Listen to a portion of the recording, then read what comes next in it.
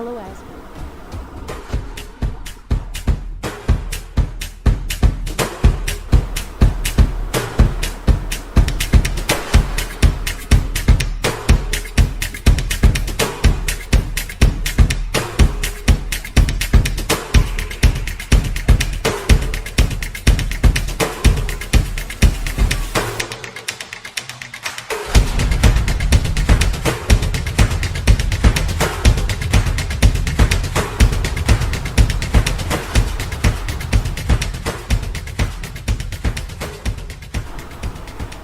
सो hello बच्चा लोग, welcome back again in Edugrown. I hope आप सब लोग अच्छे और सेफ होंगे। सो यार कैसा है ये यलगार बैच, आई होप आपको पसंद आ रहा होगा। सो यार मैथ्स का आज एक और चैप्टर हम आपके सामने लेकर आए हैं जिसमें अपन डिस्कस करने वाले हैं टर्म 1 के अकॉर्डिंग। गाइज ये जो पूरा यलगार बैच है इसमें मैथ्स में यार हम लोग टोटल टर्म 1 के अकॉर्डिंग पढ़ने वाले हैं। टर्म 1 के अकॉर्डिंग ये पूरा यलगार बैच डिजाइन किया गया है, ठीक है। सो टर्म 1 में जो पार्ट डिलीट हो चुका है मैथ्स में से, किसी भी चैप्टर में से जो पार्ट डिलीट हुआ है उस पार्ट को हम इस वीडियोज में कवर नहीं कर रहे होंगे। सीधे सीधे हम क्या करेंगे, सिर्फ और सिर्फ जो चीजें आएंगी एग्जाम में वही टॉपिक्स को पढ़ेंगे और उन्हीं टॉपिक के एमसीक्यू क्वेश्चंस वगैरह की प्रैक्टिस करेंगे, ठीक है। सो आई होप आपको ये वीडियो पसंद आएगा। बट उससे पहले यार अगर आप यलगार बैच पे नए हो, आपको आइडिया नहीं है ये बैच क्या है, क्या किस तरीके से डिजाइन किया गया है, तो यार ये जो बैच है यलगार स्पेशली डिजाइन किया गया है टर्म 1 एग्जाम के अकॉर्डिंग।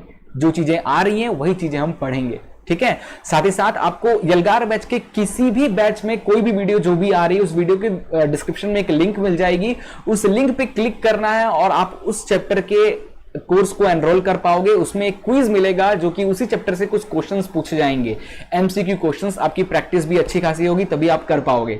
वो आपको क्वेश्चंस अटेंड करना है और अगर आप पास होते हो तो एक सर्टिफिकेट इशू होगा।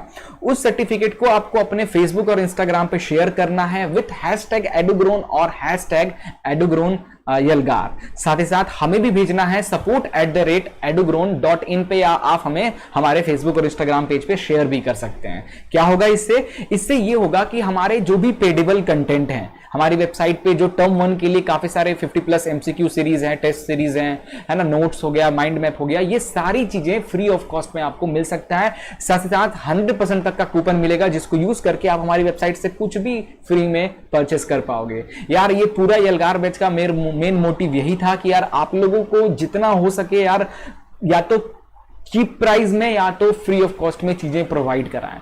आई होप, मैं समझ सकता हूं लॉकडाउन है, काफी सारे प्रॉब्लम आप सब लोग फेस किए होंगे, आपके पेरेंट्स फेस किए होंगे, है ना। इसीलिए यार हम बहुत ही चीप प्राइस या फिर फ्री ऑफ कॉस्ट में चीजें लाके आपके सामने पेश करने की कोशिश कर रहे हैं विथ क्वालिटी से नो कॉम्प्रोमाइज, ठीक है। तो यार वैसे भी हमारे जो प्रोडक्ट है उनका प्राइस बहुत कम है, 20 रुपए, 10 रुपए, 35 रुपए, इस तरीके से प्रोडक्ट का प्राइस है। चाहो तो आप परचेस कर सकते हो।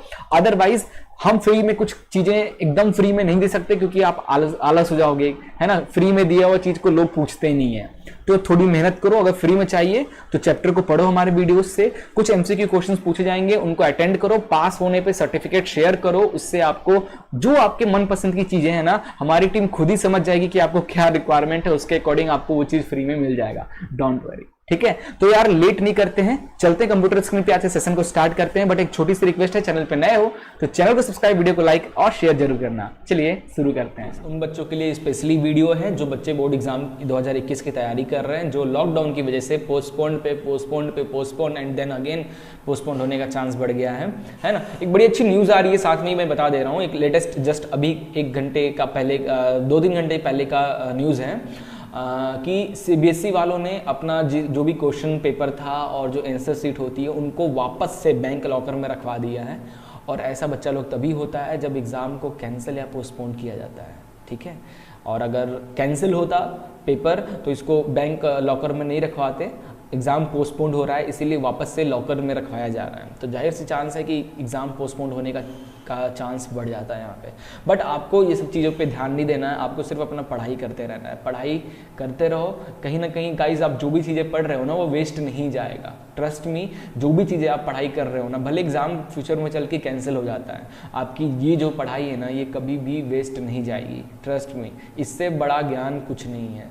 आपको कहीं ना कहीं ये सब चीज़ों का काम आएगा। 11th क्लास में बिना पढ़े चले जाओगे तो कैसे 11th, तो फिर यहाँ से चीज़ें ही ऊपर से निकलेंगी। तो अच्छा है ना, कम से कम कहने को तो रहेगा कि हमने पढ़ के आया हूँ 10th, है ना। चलिए स्टार्ट करते हैं। ये क्वेश्चन आपकी स्क्रीन पे है, काफ़ी अच्छा इंपॉर्टेंट, काफ़ी इंटरेस्टिंग क्वेश्चन है ट्रायंगल चैप्टर से, कि O is the point of intersection of two equal chords AB और CD दो इक्वल कॉर्ड हैं such that OB is equal to OD, then triangle OAC and ODB are equilateral but not similar, isosceles but not similar, equilateral and similar, isosceles and similar।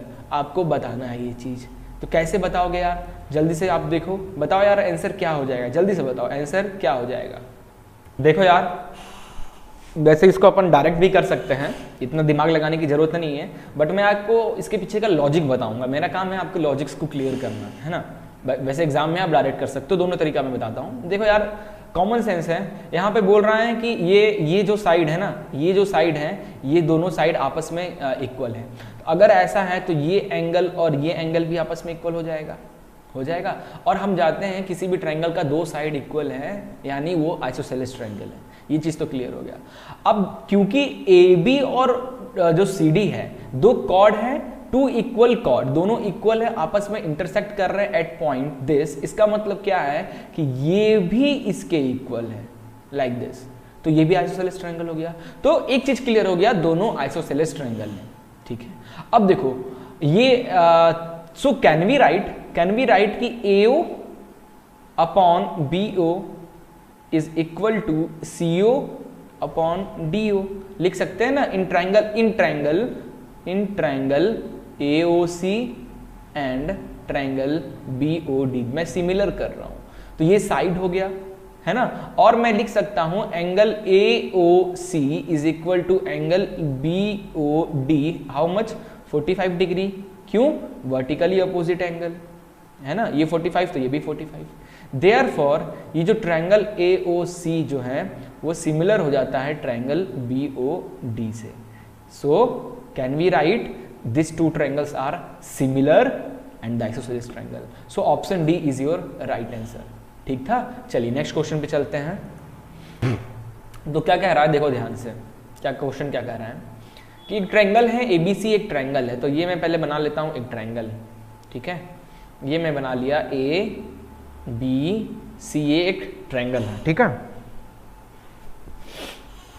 D and E are respectively the midpoint on the side AB और AC।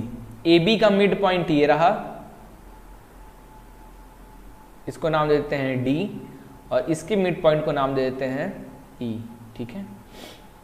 और triangle ABC where BC is 6 centimetre, ये है 6 centimetre. तो अगर ये mid point है, ये mid point है, तो अगर इस लाइन को ज्वाइन कर दें, और आगे एक और चीज दिया है गिवन में, इफ DE पैरेलल है BC के, then the length of DE is what, length of DE क्या हो जाएगा, DE का लेंथ क्या हो जाएगा। So according to mid point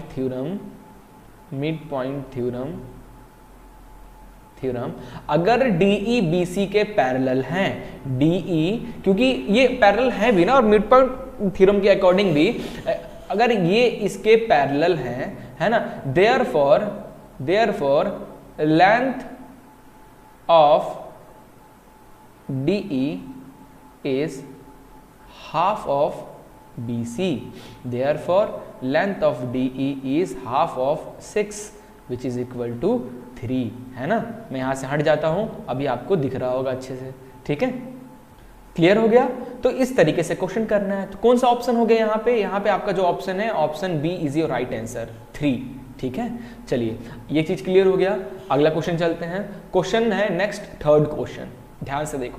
in triangle PQR if PQ is 6 centimetre लिखा हुआ है, PR इज 8 सेंटीमीटर ये भी लिखा हुआ है, QS is 3 centimetre and PS is a bisector, PS is a bisector of angle QPR का बाइसेक्टर है ना, QPR का बाइसेक्टर है।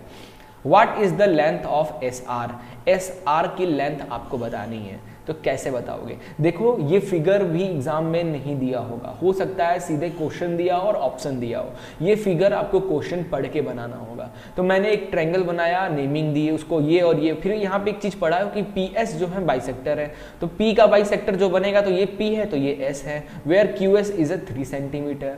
क्लियर है? Then what is the length of S R, S R की लेंथ क्या होगा, अब फाइंड करना चालू करते हैं। तो देखो यार बहुत आसान क्वेश्चन है, ज़्यादा दिमाग लगाने की जरूरत ही नहीं है, because P S is a angle bisector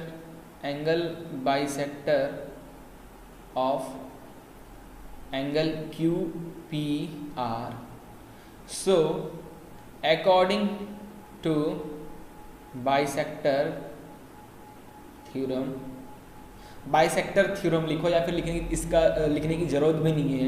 bisector theorem इसलिए लिखा, एक ट्रायंगल को अगर एक बाइसेक्टर डिवाइड कर रहा है ना, तो वो ट्रायंगल दो इक्वल ट्रायंगल में डिवाइड हो जाता है। Therefore we can write that Q S upon S R is equal to इस ट्रायंगल का, देखो दो ट्रायंगल हो गया ना, बाइसेक्ट कर दिया तो एक ट्रायंगल ये हो गया और एक ट्रायंगल ये हो गया, है ना। तो इस ट्रायंगल ये हो गया P, ये हो गया S, ये R, वैसे ही P S और ये Q। तो इस ट्रायंगल का QS अपॉन इस ट्रायंगल का दिस इज इक्वल टू इस ट्रायंगल का PQ इज इक्वल टू इस ट्रायंगल का PR, इस ट्रायंगल का PQ अपॉन इस ट्रायंगल का PR, है ना, लाइक दिस। अब देखो QS की वैल्यू है 3, SR की वैल्यू है पता नहीं, PQ की वैल्यू है 6, PR की वैल्यू है 8। तो यहाँ से SR की वैल्यू क्या आ जाएगी, SR को आप इधर भेज दो और 6 को इधर भेज दो और 8 को मल्टीप्लाई हो जाएगा इधर, तो क्रॉस मल्टीप्लाई कर दो, 3 इंटू 8 अपॉन 6 आ जाएगा। 3 1 जा 3, 3 2 जा 6, 2 1 जा 2, 2 4 जा 8, तो आंसर आ गया 4। तो SR आपका हो जाएगा 4 सेंटीमीटर। ठीक है, option B is your right answer. Clear हो गया ये क्वेश्चन भी? अच्छा था ना, ऐसे ही क्वेश्चंस आएंगे तो कुछ नई चीज़ें देखो, हमेशा मैं कहता हूँ आप लोगों को ऑब्जेक्टिव क्वेश्चन तो आप जरूर किया करो। ठीक है, जब भी आप चैप्टर खत्म करते हो ना, चैप्टर खत्म करने के बाद ऑब्जेक्टिव क्वेश्चन जरूर किया करो। ऑब्जेक्टिव क्वेश्चन आपको बहुत ज़्यादा बूस्ट करता है आपकी नॉलेज को उस चैप्टर से लेकर। बहुत अजीब अजीब से क्वेश्चन मिलते हैं और बहुत ट्रिकी क्वेश्चन मिलते हैं ऑब्जेक्टिव में, है ना, तो वो आपकी नॉलेज को काफ़ी अच्छा बूस्ट करता है उस चैप्टर से रिलेटेड। तो ऑब्जेक्टिव क्वेश्चन हमेशा चैप्टर के बाद जरूर लगाया करो। ठीक है, और भले लॉन्ग आंसर करो ना करो, बट ऑब्जेक्टिव टाइप के क्वेश्चन जो है ना उनको बहुत कोशिश किया करो करने की। ठीक है, चलिए आगे चलते हैं। क्वेश्चन नंबर 4 है, the length of diagonal of a rhombus are 16 centimetre and 12 centimetre. तो जल्दी से बना लो। मैंने एक रोम्बस बनाया, ये मैंने एक रोम्बस ड्रॉ किया like this and like this. ठीक है, ये एक रोम्बस है, इसके डायगोनल भी बना लेता हूँ, ये रहा डायगोनल इसका। ठीक है, रोम्बस का नेमिंग कर देता हूँ ABCD। एक जो डायगोनल है ये 16 सेंटीमीटर है और the length of diagonal of rhombus एक 12 सेंटीमीटर है। Then the length of side of the rhombus is, rhombus के साइड की लेंथ क्या होगी ये आपको बताना है। अब देखो बच्चा लोग, इस क्वेश्चन को कैसे करना है। वी नो डैट रोम्बस का जो डायगोनल होता है, रोम्बस का जो डायगोनल होता है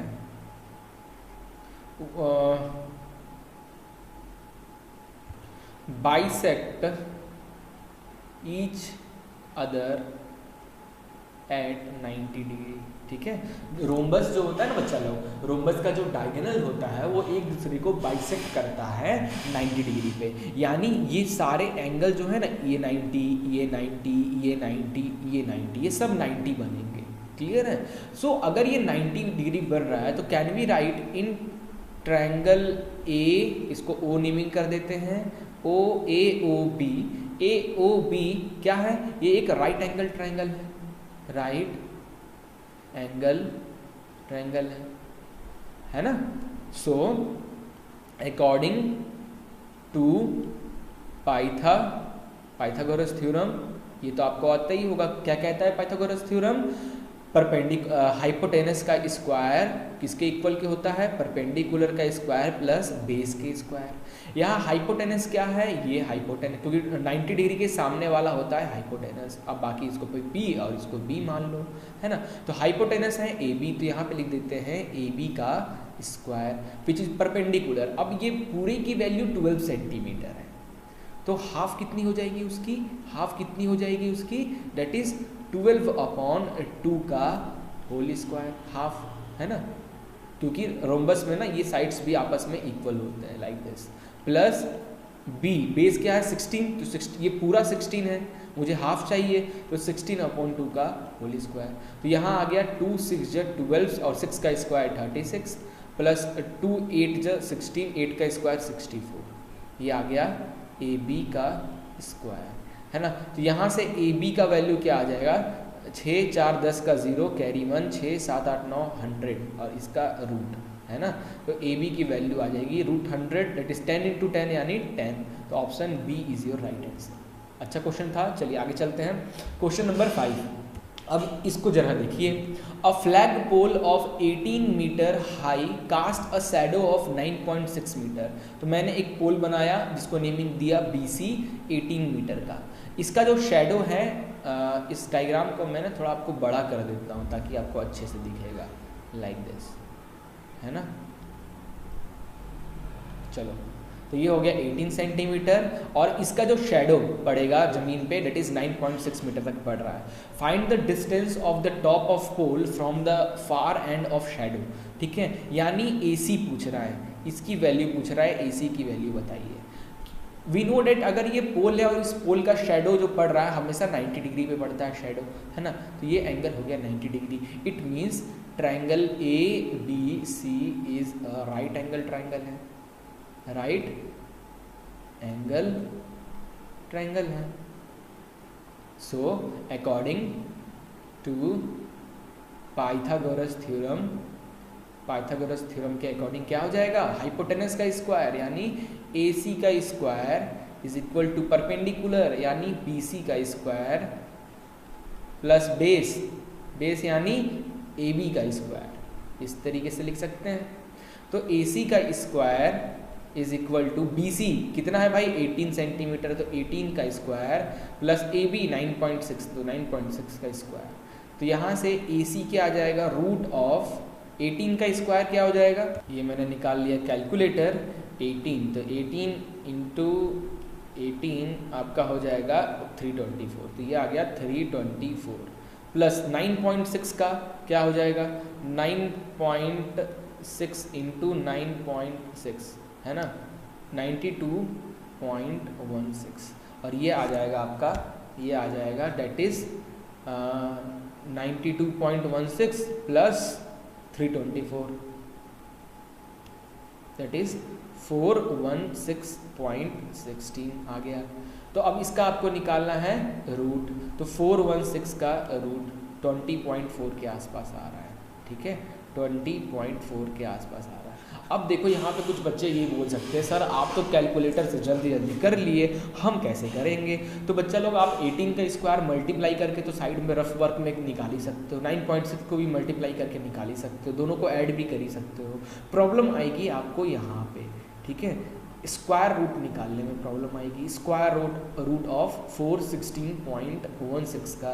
तो यार आपको एक मेथड पता होगा, अगर आप भूल गए हो तो मैं याद दिला देता हूँ किस तरीके से निकाला जाता है ना। देखो जस्ट वेट, 416.416.16 का स्क्वायर रूट निकालना है, तो हम लॉन्ग डिवीजन मेथड का यूज़ करेंगे, है ना। तो यहाँ पे स्टार्ट करते हैं। तो देखो यार दो दो का ग्रुप बना लो, ये दो और फिर लास्ट पे बच गया सिंगल, है ना। तो अपन 2 से स्टार्ट करते हैं, तो ये आ गया 2 2 4, ये आ गया 0।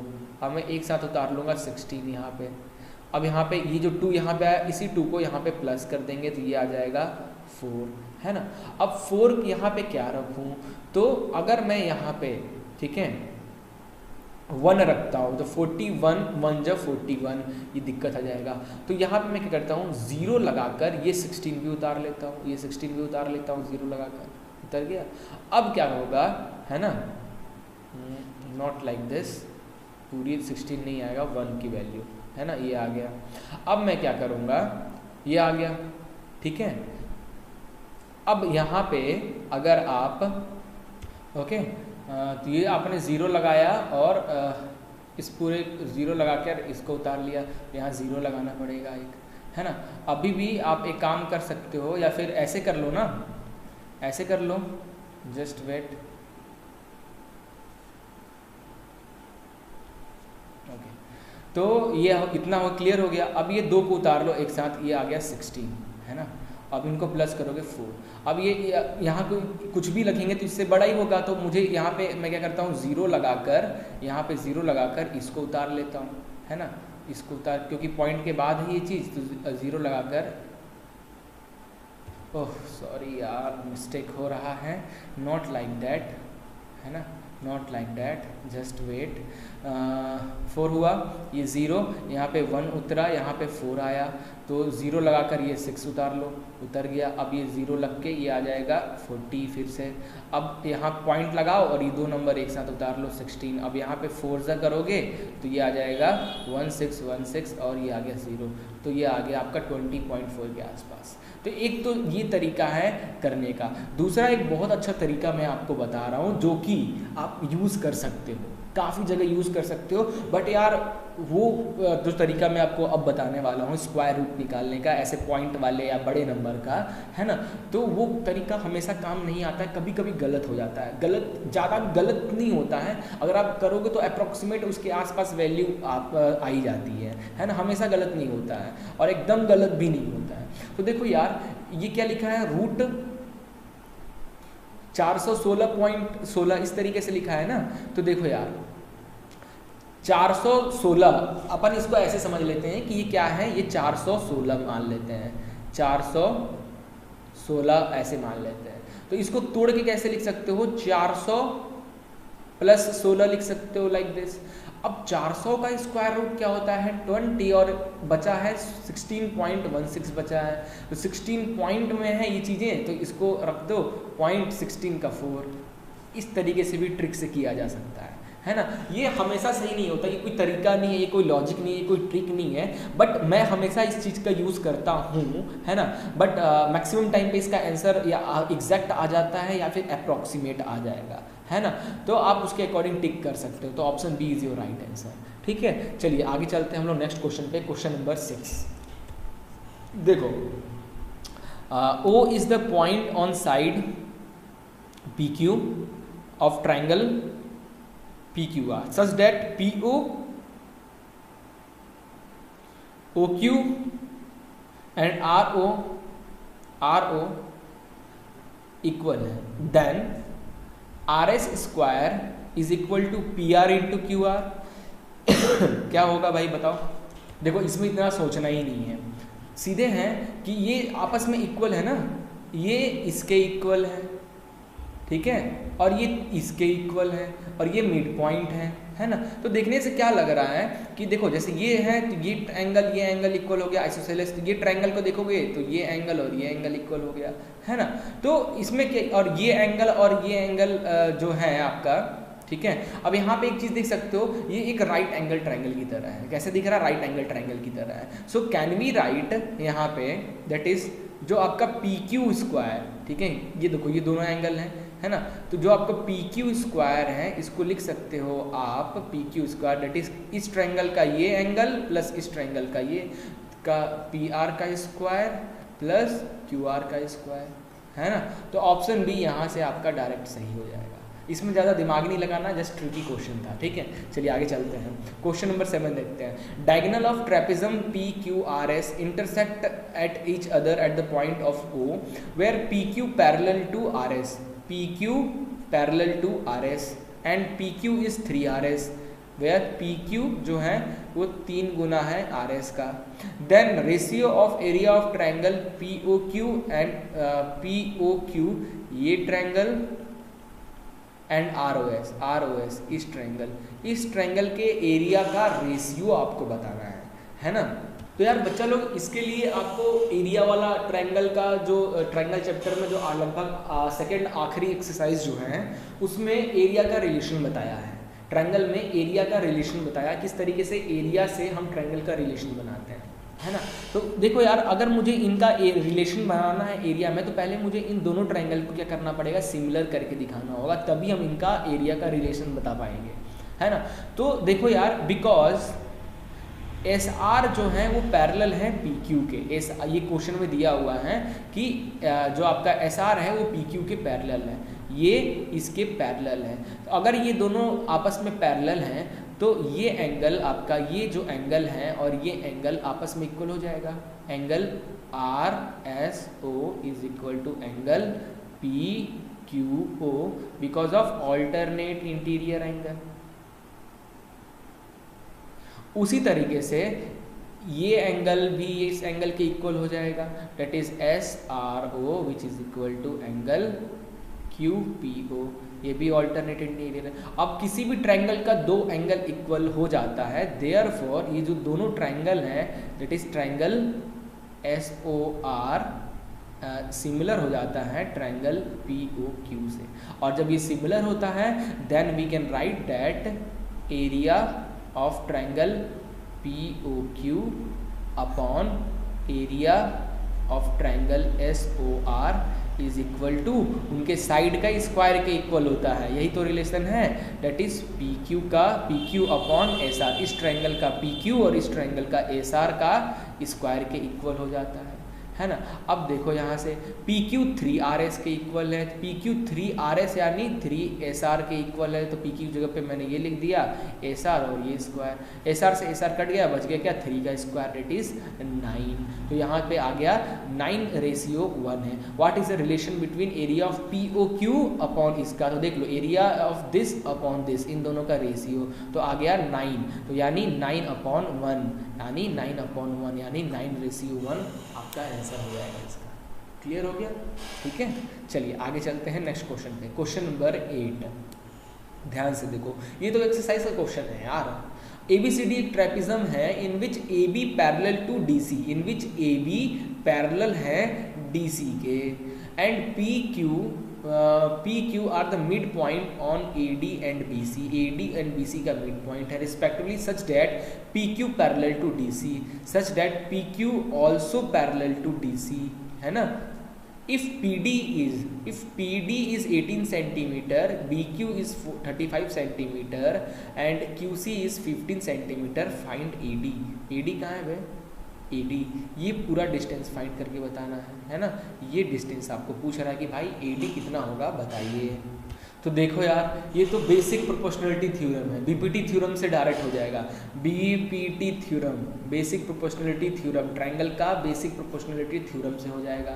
बिकॉज देखो अगर इन ट्रायंगल, ध्यान से देखो मैं लिख रहा हूँ, इन ट्रायंगल ABD है ना, इस ट्रायंगल को देखो आप, सिर्फ इस ट्रायंगल को देखो AB और D, और ये क्या है आपका, एक लाइन है PO, है ना। अब ये इसके पैरेलल है, अगर ये इसके पैरेलल है then according to basic proportionality theorem जो आपका ये साइड, ये this side upon this side is equal to this side upon this side, है ना। So can we write PD upon PA is equal to DO upon BO, लिख सकते हैं। Similarly in triangle BDC, अब हम इस triangle की बात कर रहे हैं BDC, है ना, इसमें भी ये साइड इस साइड के पैरेलल है, तो यहाँ भी बेसिक प्रोपोर्शनलिटी थ्योरम लगा देते हैं, है ना। दैट इज यहाँ भी QC upon BQ, not like that, ये गलत हो जाएगा, BQ upon QC is equal to क्या हो जाएगा, BO अपॉन OD, इसके इक्वल हो जाएगा। This is equation number 1, this is equation number 2। अब अगर DO अपॉन BO बनाना है तो इसको उल्टा करना होगा, तो ये आ जाएगा QC upon QB is equal to OD upon है ना, OD अपॉन BO। अब ये जो चीज़ है ये है, अब इसकी तरह सिमिलर हो गया, तो दोनों का RHS क्या है, सेम है। देखो ध्यान से, ये और ये दोनों का RHS सेम है तो LHS सेम हो जाएगा। So can we write PD upon PA is equal to QC upon QB, लिख सकते हैं। तो देखो PD की वैल्यू क्या है, PD की वैल्यू है 18, PA की वैल्यू क्या है पता नहीं, तो इसको PA रखते हैं। QC की वैल्यू है 15, QB की वैल्यू है 35, है ना। तो यहाँ से आप सॉल्व करके PA की वैल्यू निकाल लो, तो PA इधर चला क्रॉस मल्टीप्लाई कर दो तो ये आ जाएगा 18 इंटू 35 अपॉन 15, है ना। तो 5 3 जा 15 और 7 5 जा ये हो गया, तो 6 3 जा 18 ये आ गया, 7 6 जा 42 आ गया ये, यानी ये आ गया 42। हमें पूरा का वाले चाहिए, 42 प्लस 18 कितना हो जाएगा, 42 प्लस 18 हो जाएगा 0, 4 1 5 1 7 60 सेंटीमीटर। तो ये आपका ऑप्शन हो गया 60 सेंटीमीटर, है ना। कितना आसान था।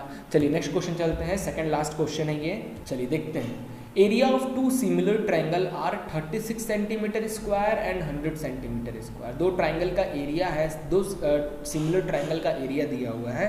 एक का एरिया है 36 सेंटीमीटर स्क्वायर, एक का एरिया है 100 centimetre square. If the length of side of larger triangle is 20 centimetre, ठीक है। If the length of side of larger triangle is 20 centimetre, then the length of corresponding side of the smaller triangle is, क्या हो जाएगा। तो देखो ये सब tricky question होते हैं, इसमें इतना डायग्राम बना के टाइम वेस्ट करने का जरूरत नहीं है। तो डायरेक्ट देखो अपन लिखते हैं area of larger triangle upon, similar है ना, पहले ही तो बोल दिया ट्रायंगल सिमिलर है तो ज़्यादा कैलकुलेशन करने की जरूरत ही नहीं है। Area of larger triangle upon area of smaller triangle, दोनों सिमिलर हैं तो उनके साइड के स्क्वायर का इक्वल हो जाएगा। तो side of larger triangle upon side of smaller triangle का होल स्क्वायर, यही तो होता है एरिया का रिलेशन, है ना। तो लार्जर ट्रायंगल का एरिया दिया है 36, स्मॉलर ट्रायंगल का एरिया दिया है area of two similar triangle आज दिस एंड दिस। अरे तो उल्टा हो गया ना, ऐसे थोड़ी ना हो जाएगा। लार्जर ट्रायंगल का एरिया ज़्यादा होगा 100 सेंटीमीटर, स्मॉलर ट्रायंगल का area 36 which is equal to side of larger. If the length of side of larger triangle is 20, तो ये आ गया 20, स्मॉलर ट्रायंगल का हमें पता नहीं है तो लाइक इसका स्क्वायर, तो ये कितना आ जाएगा 20 का स्क्वायर 400 और स्मॉलर साइड का स्क्वायर ये ऐसे ही रहेगा। स्मॉलर लेंथ लिख देते हैं यहाँ पे लाइक दिस, है ना। अब क्रॉस मल्टीप्लाई कर दो, देखो ये 0 ये 2 0 इससे कट जाएगा, है ना। अब क्रॉस मल्टीप्लाई कर दो तो स्मॉलर लेंथ का जो स्क्वायर है ये आ जाएगा 4 से मल्टीप्लाई हो जाएगा 36, है ना। तो 6 4 जो 24 का 4 कैरी 2, 4 4 8 4 12 13 14 144 आ गया। तो स्मॉलर लेंथ क्या हो जाएगा, स्क्वायर हटेगा तो इधर स्क्वायर रूट आ जाएगा 144 का, यानी 12 होता है स्क्वायर रूट। तो ये आ गया 12 सेंटीमीटर आपका आंसर। सॉरी, ठीक है। तो ये हमारा हो गया, बहुत आसान क्वेश्चन था। अब इस चैप्टर का आखिरी क्वेश्चन करने जा रहे हैं हम लोग और हमारा खत्म। बस इतने ही टाइप के क्वेश्चन आपसे इस चैप्टर में पूछे जाएंगे, इससे ज़्यादा टफ क्वेश्चन आपको नहीं मिलेंगे, ठीक है। चलिए, the corresponding side of two similar triangle are in the ratio of 2:3। Corresponding sides of two similar triangle are in the ratio of 2:3। If the area of smaller triangle is 48 centimetre, then the area of larger triangle, पिछला ही वाला question का opposite हो गया है। फिर से area of if the area of smaller triangle is इतना, find the area of larger triangle. तो area of larger triangle upon corresponding side of two triangle similar है, इसलिए ये रिलेशन बन रहा है, नहीं तो नहीं बनता। स्मॉलर ट्रायंगल इक्वल हो जाएगा side of larger upon side of smaller triangle के स्क्वायर का। तो स्मॉलर का area of larger triangle, area of large triangle हमें नहीं पता, और स्मॉलर ट्रायंगल का एरिया दे दिया है 48। Okay, now corresponding side of two similar triangle are in the ratio of 2:3 दिया है, तो ये आ गया 2 दोनों साइड का, तो रेशियो 2:3 है ना। अब यहीं पे बच्चे कर देते हैं गलती। गलती क्या है, आपको कैसे पता ये 2:3 जो है बच्चा लोग, ये जो 2 रेशियो, क्योंकि ये तो रेशियो में दिया है ना लेंथ, 2:3 जो है ये इसमें से 2 स्मॉलर ट्रायंगल स्मॉलर लेंथ है या ये है लार्जर, कैसे पता चलेगा? तो देखो यार, देखो ये दोनों रेशियो में है, यानी दो साइड के ट्रायंगल का कंपैरिजन, यानी 2x/3x कुछ इस तरीके से। अब x की वैल्यू, दोनों में x कॉमन है, ये रेशियो का मतलब यही तो होता है, दोनों में कुछ चीज़ें कॉमन है, वो दोनों कॉमन चीज़ें कट गई हैं और आपस में बच गया है 2:3। अब यहाँ पे x की वैल्यू कुछ भी रखोगे, मान लो x की वैल्यू अगर हम 2 रखते हैं तो यहाँ 2 से 2 मल्टीप्लाई होकर 4 हो जाएगा, है ना, और यहाँ ये 6 हो जाएगा। तो यानी ये जो नीचे वाली जो वैल्यू है 3 की रेशियो वाली जो वैल्यू है वो लार्जर ट्रायंगल का है। सो ये चीज़ गलत हो जाएगा अगर ऐसा करते हो। तो लार्जर ट्रायंगल एरिया ऑफ ऊपर रखे हो लार्जर ट्रायंगल का, तो लेंथ ऑफ लार्जर ऊपर रखना पड़ेगा, तो ये हो जाएगा 3/2 में रखना, और इसका स्क्वायर तो ये आ जाएगा 9/2 का स्क्वायर 4। अब एरिया ऑफ लार्जर ट्रायंगल निकालना है तो क्रॉस मल्टीप्लाई कर दो, तो ये आ जाएगा 9 × 48/4, तो ये काट दो, 4 × 4, 4 × 2 = 8। अब 9 × 2 = 18 कैरी ऑन ना, 108 आ गया आपका आंसर, तो है option A is your right answer. ठीक है, तो इस चीज़ का ध्यान रखना, रेशियो वाले क्वेश्चन में हमने रिलेशन एरिया ऑफ लार्जर और स्मॉलर का बनाया है, तो हमारा जो इधर रिलेशन आएगा वो भी side of larger upon smaller आएगा। तो 2 रेशियो, जब रेशियो में चीज़ें रहती है तो हमें समझ में नहीं आता किसका क्या है ना, तो ऐसे लगा लो सेंस, क्योंकि उस रेशियो में यानी दोनों में कुछ तो कॉमन होगा, तो x हम मान लिए दोनों में कॉमन है। अब x की वैल्यू तुम कुछ भी रखोगे, है ना, ऊपर वाली की वैल्यू हमेशा छोटी आएगी और 3 के साथ जो मल्टीप्लाई है उसकी वैल्यू ज़्यादा ही आएगी, यानी जिसका एरिया ज़्यादा है उस ट्रायंगल की लेंथ भी ज़्यादा होगी, तो 3 वाले को इसलिए मैंने ऊपर रखा। ठीक है, साइड ऑफ लार्जर मान लिया, इस तरीके से रखा और हमारा आंसर आ गया। ये चीज़ को ध्यान में रखना, इस कॉन्सेप्ट को, ठीक है, इस कॉन्सेप्ट को ध्यान में रखना बहुत ही ज़्यादा जरूरी कॉन्सेप्ट है, यानी अदरवाइज आप अगर गलत करोगे वो भी ऑप्शन आपको यहाँ पे दिखने को